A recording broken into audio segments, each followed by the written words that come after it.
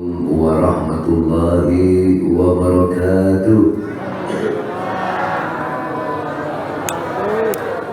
Alhamdulillah, syukur kepada Allah senantiasa kita panjatkan, yang mana sampai detik saat ini kita diberikan sehat,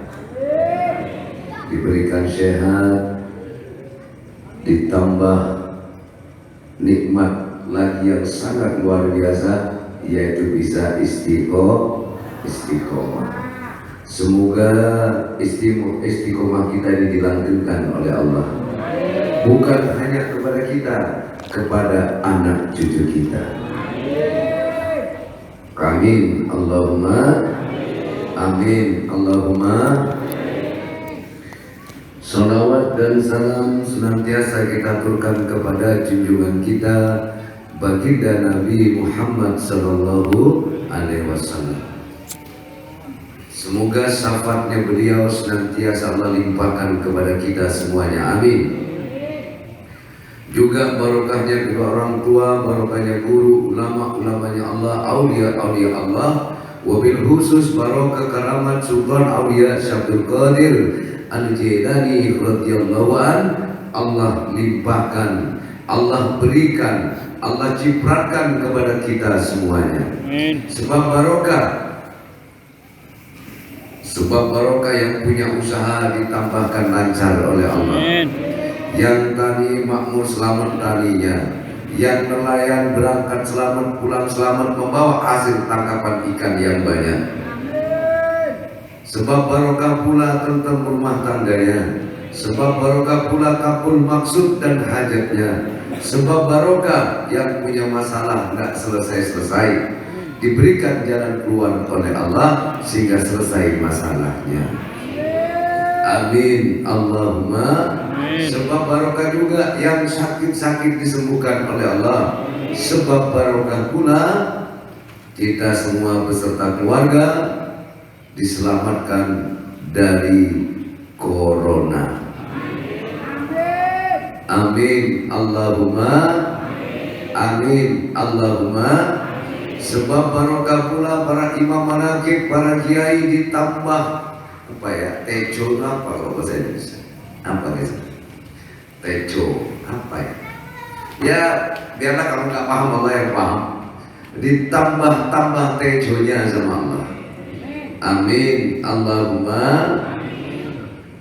Jamaah yang amat abah cintai, tak pernah terbayangkan, tak pernah terfikirkan, bahkan tak sedikit pun ada dalam angan-angan bahwa kita akan memasuki suatu keadaan yang disebut dengan keadaan pandemi corona.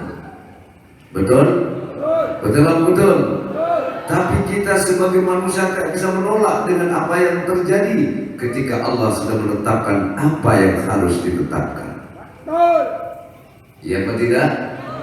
Oleh karena itu di sini kita harus menyadari betapa terbatasnya kita, betapa lemahnya kita, betapa tidak berdayanya kita tanpa ada kuasa dan pertolongan Allah. Betul apa betul? Betul apa betul? Tentara tidak takut menghadapi bom, rudal. Betul apa enggak? Betul? Tapi dengan COVID ini hampir semua orang takut, kecuali orang yang percaya dengan takdir. Betul apa betul? Dengan takdir, bahwa semua itu sudah takdir. Malam ini kamu ngaji pakai masker, ini takdir sudah. Kalau kita kembali, ini bukan karena aturan pemerintah, ini semua memang sudah masanya. Wal asri, demi masanya kamu ngaji di jarak-jarak seperti ini. Betul apa betul? Betul apa betul? Masa ada masanya. Apa begini terus? Tidak. Percayalah. Apakah keadaan ini akan berlalu? Pasti. Badai pasti berlalu, corona pun pasti berlalu. Sekalipun tidak berlalu, dia akan jadi jinak sama kayak anjing. Karena anjing itu baru keluar dari hutan jadi anjing liar, tapi lama-lama anjing itu menjadi anjing jinak sehingga bisa dipelihara. Betul apa betul? Jadi apa yang telah Allah ciptakan tidak bakalan hilang dari muka bumi ini, tidak bakalan hilang. Iya benar. Flu dulu, penyakit flu itu penyakit yang mematikan dulu.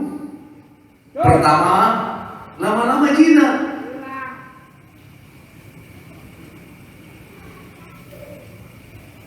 Jadi biarkanlah semua berjalan atas kehendak Allah. Ikuti saja sudah maunya Allah, dan Allah yang lebih tahu. Allah yang lebih tahu. Allah berkehendak kepada siapa yang dikehendaki. Setuju jemaah? Setuju? Setuju? Pasti berlalu. Saya yakin pasti berlalu. Di mana ada siang, pasti ada malam. Di mana ada malam, pasti akan berganti dengan siang. Itulah kehidupan. Keadaan semacam ini tidak akan selamanya. Tapi disinilah Allah memberikan pelajaran yang berharga kepada kita. Betapa manusia tidak berdaya, apalagi mau menantang Allah. Makhluknya yang tak kasat mata saja sudah ketakutan, apalagi dengan setuju? Setuju apa enggak? Hah? Bisa bikin porak-poranda ekonomi dunia. Betul? Betul apa betul? Jadi tidak perlu ke dukun. Datang ke dukun misalnya ya, supaya warung tetangganya tutup, tidak perlu. Allah kirim corona udah banyak itu, warung-warung tutup itu. Betul nggak itu? Betul apa betul? Oleh karenanya itu, wahai jamaah, bersyukur kita kepada Allah, kita sudah dibekali oleh Allah. Sehingga walaupun situasi dan kondisi semacam ini kita tidak pernah panik. Yang panik mereka yang setengah-setengah yakinnya kepada Allah. Kita tidak panik, yang panik siapa? Oh ya, jamaah manakib orang kampung walaupun bukan jamaah, nggak ada yang panik kok, biasa-biasa aja tuh. Betul? Apa yang membuat mereka tidak panik? Apa yang membuat mereka tenang-tenang saja? Karena mereka yakin seyakin-yakinnya bahwa kabeh wis takdir, katanya orang Jawa itu. Hah? Turun pakai mati, gak mati, turun takdir. Nah itulah keyakinan yang luar biasa. Tapi kadang keyakinan semacam ini kadang masih dipandang sebelah mata. Betul apa betul? Betul? Sepakat? Sepakat apa enggak? Ini modal yang sangat besar, hidayah yang luar biasa yang telah Allah berikan kepada kita dalam menghadapi berbagai macam tantangan hidup ini, sehingga kita sebagai orang beriman tetap tegar menghadapi masalah apapun dalam hidup ini. Coba Anda bayangkan, andaikan Anda cuma percaya kepada Allah dan tidak yakin bahwa yang terjadi adalah takdir, bingung sampai itu. Tidak akan pernah tenang hidup sampean. Iya apa tidak?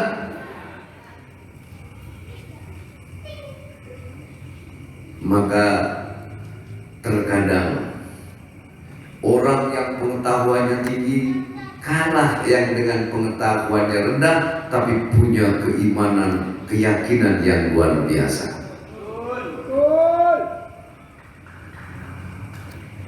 Iya pada? Terkadang yang ilmunya tinggi, hidupnya selalu berkeluh kesah. Tapi kadang mereka yang awam, kalau kita lihat di TV ada tuh namanya orang pinggiran, ya, terus apa lagi? Pokoknya ceritanya orang susah, dia selalu bersyukur walaupun sehari cuma dapat 10.000, 15.000. Dan kadang-kadang mereka masih sempat membantu orang lain, tolong, ada acara tolong kalau nggak salah itu, ya.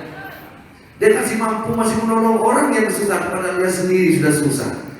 Siapa yang melakukan ini? Inilah iman, wahai jemaah. Betul. Iya pada? Iya apa tidak? Ya. Jadi Yang maaf-maaf,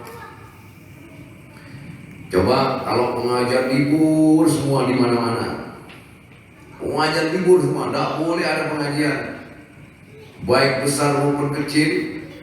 Yang paling bingung itu siapa?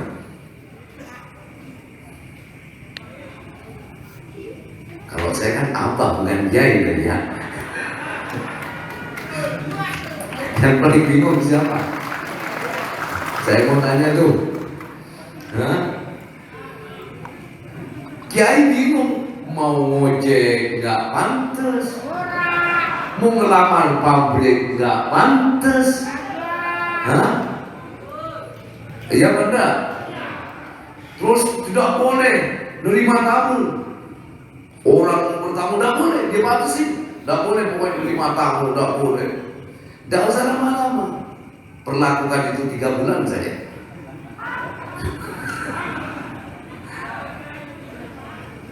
Tidak perlu lama-lama.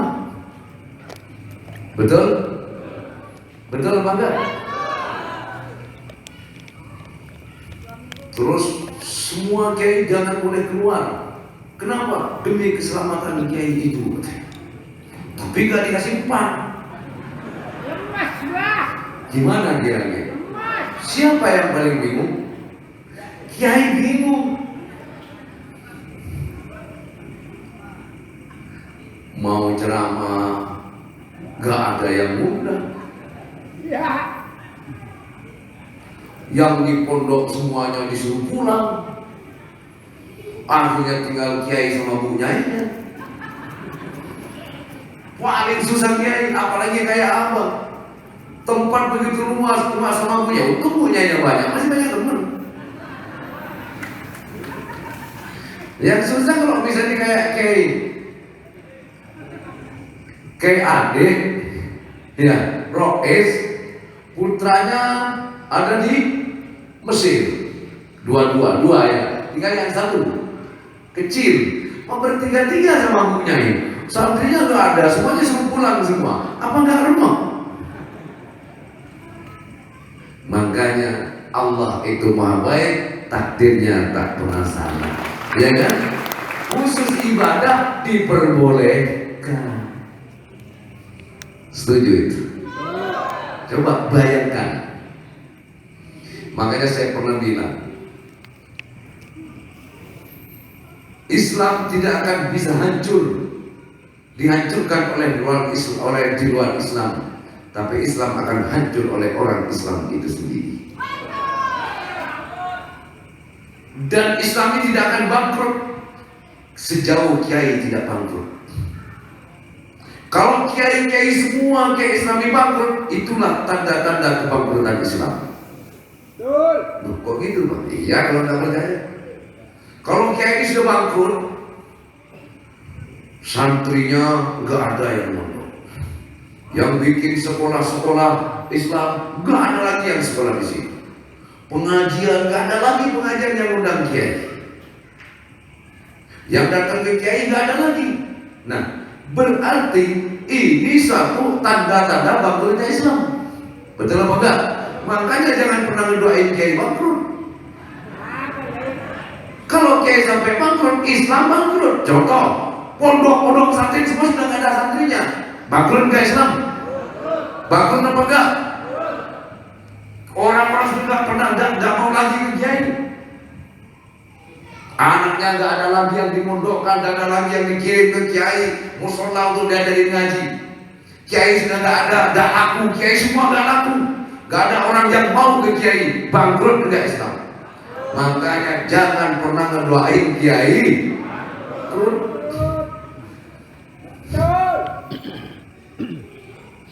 Contoh, melihat jamaah seperti ini, walaupun situasi pandemi, walaupun pakai jarak, Islam kelihatan makmur. Betul? Betul? Coba kalau kalian sudah tak percaya lagi sama Allah, tidak ada lagi yang mau datang, tanda-tanda sudah. Yang tadinya malam minggu ramai jadi sepi, kok sepi sekarang Islamnya? Betul apa enggak? Makanya wajib hukumnya orang Islam mendukung perjuangannya Kiai demi tegak dan makmurnya Islam. Wajib. Mungkin kalau ada Kiai mau dimusuhi sama orang Islam, orang Islam udah apa? Kiai maju diiringin. Kalau Kiai maju harus seneng. Itu tanda-tandanya Islam bakal kuat. Yo, kalau nggak percaya, kalau Kiai menang semua. Abang bah. Saya mau tanya aja. Saya ngomong sama jamaah, yang yakin jamaah, yang istiqomah. Kalau kamu istiqomah, Allah pastikan kesuksesan kepada kamu. Tapi dari dulu apa nggak sukses-sukses? Ngontrak saja dari dulu cuma 3 kali lipat, percaya nggak kak? Tapi pikir-pikir repot juga ya. Karena orang sekarang itu banyak pintar mikir. Makanya oleh karena itu kita doakan. Saya minta kepada Allah itu pernah saya juga seringlah saya minta. Nangis ya Allah, makmurkanlah ya Allah, cukupilah kebutuhannya para kiai ya Allah, para imam manaqib, para kiai-kiai, para ulama ya Allah. Kenapa? Cukupnya ulama adalah makmurnya Islam. Betul nggak itu? Betul apa enggak? Nah, ulama warasatul anbiya, perjuangan Rasulullah, ada syiar Rasulullah, ada dakwahnya Rasulullah, ada ajaran Rasulullah sampai saat ini karena dibawa oleh ulama ya Allah. Dan ulamanya Allah masih dipercaya, diikuti. Betul? Nah, ketika orang Islam tidak percaya ke ulama, kepada kiai, di situ ajaran Rasulullah tidak ada lagi akan berkembang. Betul? Jadi, kalau ada pihak-pihak yang mencoba-coba untuk memutus kepercayaannya santri kepada kiainya, itu tanda tanya orang yang ingin menghancurkan Islam secara halus. Betul enggak? Contohnya gini, saya kasih contoh bicara rame. Lama ikut ke Unity, lama saya. Bagus memang ke Unity itu bagus. Jamaahnya banyak, cuma saya. Istrinya tuh banyak. Itu melanggar syariat. Ini hati-hati tuh. Itu provokasi tuh sudah. Hati-hati. Ini mencoba untuk memisahkan. Betul apa betul? Betul apa betul? Kehidupan itu tuh bagus, jamaahnya banyak. Saya seneng sih dengar ceramahnya, mas seneng, cocok sih. Cuma sayang, istrinya banyak. Itu melanggar syariat. Allah, ngomong kulit kamu, begitu ya? Apa jawaban kamu kalau begitu? Saya mau tanya, apa jawaban kamu? Justru itu yang gua cari takut. Saya mau tanya, umpama ngimamin sholat, nih syariat saya tanya kepada Kisharid, kepada Kiai. Di dalam kita mau sholat, ada nih sama-sama kiai ini.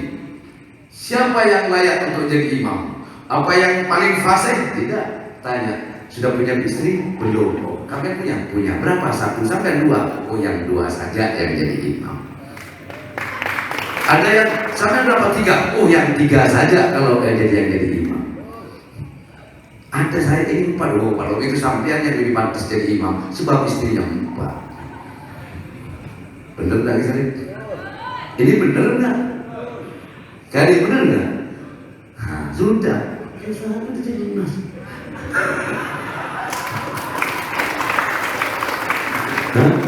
Ini ada ceritanya seorang wali,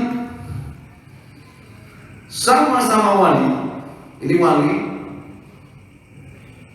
kalau sudah ke mimbar, ke ruang zikirnya luar biasa, tapi dia tidak punya istri. Saking zikir terus, wiridan terus, tidak sempat, tidak terfikir, tidak ada keinginan untuk punya istri. Disindir-sindir terus sama malaikat itu. Disindir sebenarnya. Memang bagus, beliau itu sudah wali, tapi masih kalah kewaliannya sama yang punya istri. Disindir, dengan begitu aja dia nikah, gitu. Paham maksudnya?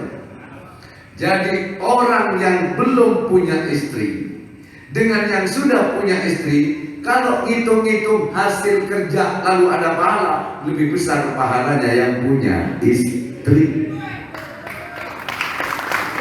Yang punya istri satu kalah pahalanya, sama-sama sholat 3 rakaat, pahalanya kalah sama yang 2.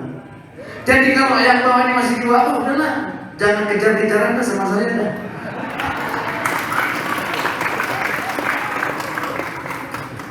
Kalau soal dari pahala, betul apa itu? Betul? Ditaikin sama Allah mau dibahas. Sudah paham? Sudah? Sudah? Ya sudah kalau paham. Alhamdulillah. Tanya ke Kiai Rois kalau nggak percaya, bener lagi? Hah? Sudah kamu wiritan 1000 kali.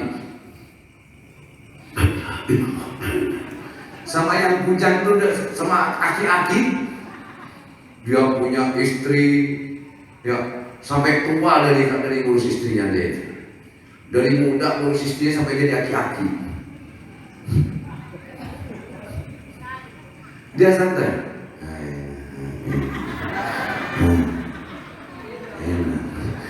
Karena masih sama yang ini. Betul apa betul? Kenapa? Dari ngurus istri sampai muda sampai jadi aki-aki dia itu. Ngurus anaknya orang. Bener apa enggak? Bener apa enggak?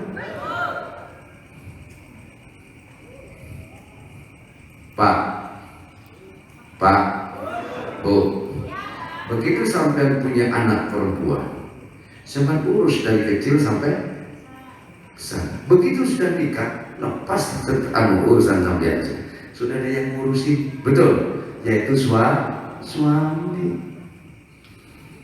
Maka dari itu, andaikan diizinkan untuk menyembah kepada selain Allah, kata Rasulullah, kuperintahkan kaum wanita untuk menyembah kepada suaminya. Dari mulianya seorang suami. Kenapa? Tanggung jawabnya luar biasa. Benar apa enggak? Benar apa enggak? Makanya jangankan sampai itu ya, suami kamu minta saja nggak dikasih ngambek, itu sepanjang suami mengambek malaikat itu melaknat wanita itu. Betul betul, betul betul.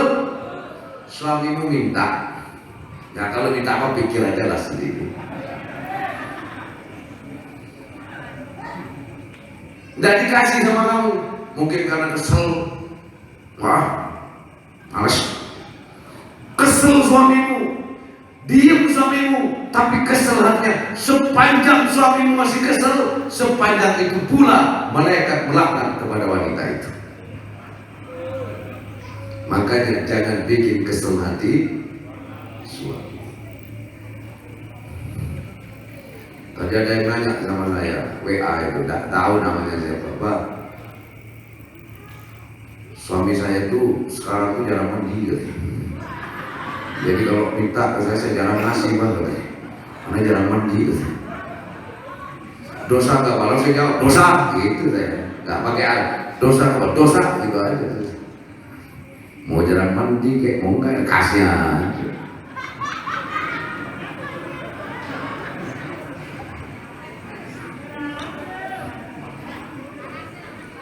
Hah?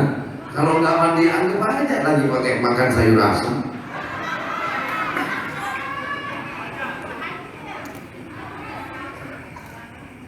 Benar ya jemaah?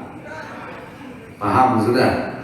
Oleh karenanya kalau ingin berkah rezekimu, ingin berkah istri rezeki dalam keluargamu, jaga hatimu terhadap suami kamu. Ada kadang perempuan dibilangin diem, tapi hatinya nggak terima, jengkel. Allah nggak bisa dibohongin. Setuju? Ini kembali lagi ke yang tadi. Banyak cara orang untuk memisahkan, betul? hubungan baik satu sama lain. Apalagi jamaah dengan imamnya. Orang yang ini akan selalu berusaha untuk memisahkan. Betul apa betul? Betul apa betul? Oleh karenanya jamaah, rapatkan barisan, ya, rapatkan barisan, pegang teguh keyakinan. Setuju? Setuju? Mantep, netep, nancep selalu kepada Allah, agar kita semua selamat, selamat di dunia, selamat pula di akhirat.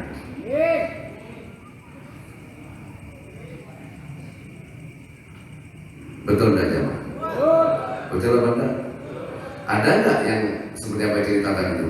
Tadinya sanjung, ya, saya pernah juga dulu ikut abah itu, lama saya juga ikut. Bagus itu, tapi semenjak abah tuh istrinya banyak, saya jadi nggak senang, saya jadi malas. Kenapa? Karena itu menolak. Nah, itu mempengaruhi itu sebenarnya. Ada yang begitu. Makanya saya ingatkan kamu, ya, saya ingatkan gini loh. Biasanya orang rugi itu, kalau setan itu rugi, dia tidak mau rugi sendiri, dia biasanya ngajak orang lain. Tapi kalau untung, biasanya nggak ngajak-ngajak. Betul nggak? Betul atau betul ini? Kalau biar nggak saya sendiri yang rugi, ngajak temen dia. Setuju itu? Benar apa enggak itu?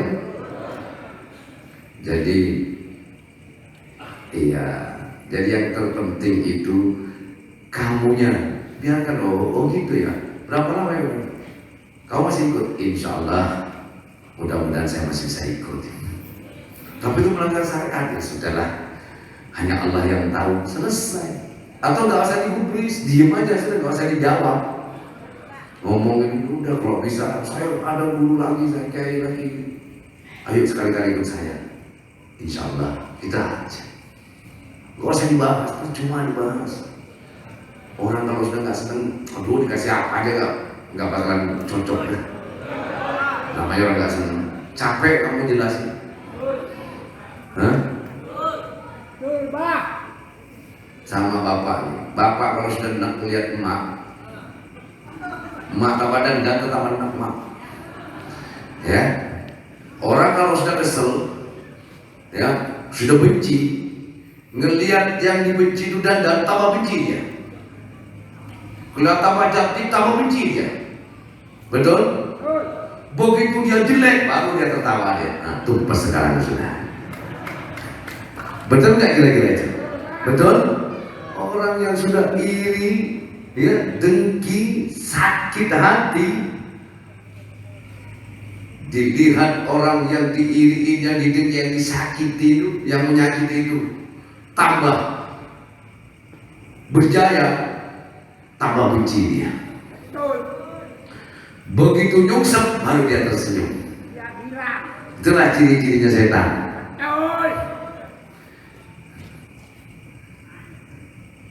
Betul? Betul apa enggak? Kenapa bisa mengatakan betul? Karena hampir perasaan itu ada di hati orang masing-masing. Dan ini tidak bisa dihilangkan kecuali dengan banyak zikir kepada Allah. Sifat orang itu iri itu selalu ada. Iya benar? Iya benar? Jujur nih, benar benar. Tapi ada iri yang bisa ada iri yang bisa menambahkan naik derajatnya kita. Iri seperti apa itu? Pikir sendiri aja. Malam minggu besok jawabannya. Paham maksudnya? Contoh gitu. Sebenarnya bukan iri kalimatnya itu ya. Jadi melihat istrimu itu rajin sholat malam, kamu iri. Suami kamu rajin sholat malam, kamu iri melihat suami kamu.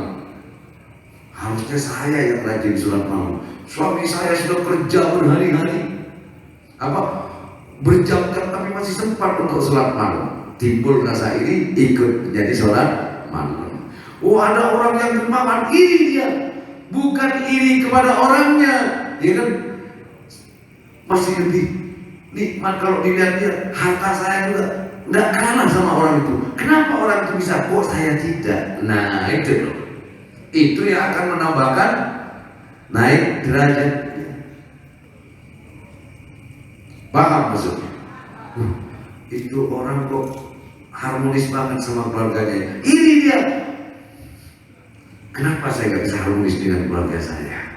Nah, sehingga keirian itu gimana ya? Bukan iri, kalau iri yang karena setan itu ingin menghancurkan. Kalau ini iri yang membangun untuk lebih baik lagi. Itu yang boleh. Paham maksudnya? Ya saya kira udah paham lah, udah makan nasinya sama kok. Masa itu aja gak paham? Ya gak mau maksud ya.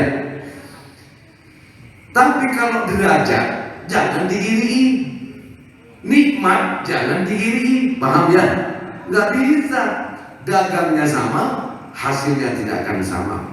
Untungnya boleh sama, kadang berkahnya tidak sama. Sama-sama dagang, hasil untungnya sama-sama satu hari 200.000. Tapi yang satu ini kok kurang dulu, yang ini kok bisa berkembang dan berkembang. Ini berkahnya yang tidak sama. Di mana letak keberkahannya? Mana yang banyak bersyukur, maka itu yang akan mendatangkan keberkahan dalam rezekinya. Mana yang banyak mengeluh, itu yang akan menghabiskan keberkahan rezekinya. Itu bukan patentnya. Ya, kalau rajin kerja, rajin kerja, rajin jadi kayanya, kayak bapak-bapak kita sudah kaya dari dulu. Ya benar. Bukan dari itu. Oleh karenanya wahai jamaah, sekali lagi saya sampaikan, bersyukur kita kepada Allah dikasih nikmat yang sangat luar biasa. Hidayah berupa hidayah yang telah Allah berikan kepada kita. Bukan hanya hidayah, nikmat berupa nikmat iman dan Islam, tapi kita diberi oleh Allah hidayah, satu kenikmatan bisa istiqomah, satu kenikmatan yang meyakini seyakin-yakinnya bahwa apa yang terjadi hari ini, kemarin, besok, dan yang akan datang semua sudah digariskan oleh Allah. Yakin seyakin-yakinnya. Betul? Ini nikmat yang luar biasa. Hidup zaman mana memang luar biasa. Sudah cukup? Jangan usah lama-lama. Jadi enggak nih? Tidak. Masa Holanda. Sebenarnya tiap malam minggu kita sudah Holland. Kirim Fatihah dulu. Ya bukan? Astagfirullahaladzim li'abi wal khususan orang tua kita, kan gitu. Cuma ada perbedaannya saja. Nah, kadang-kadang Holin setahun sekali, mendoainya orang tua cuma setahun sekali. Beda jamaah manakib, setiap hari mendoain. Betul nggak itu? Lanjut.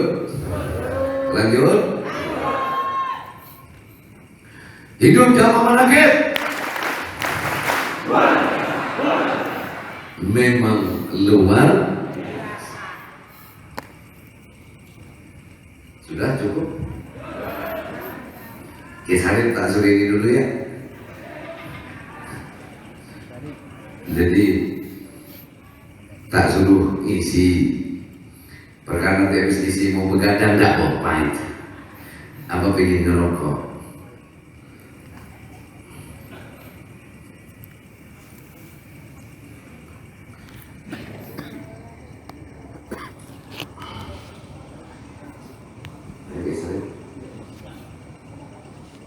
Kasih ini ada tos ya.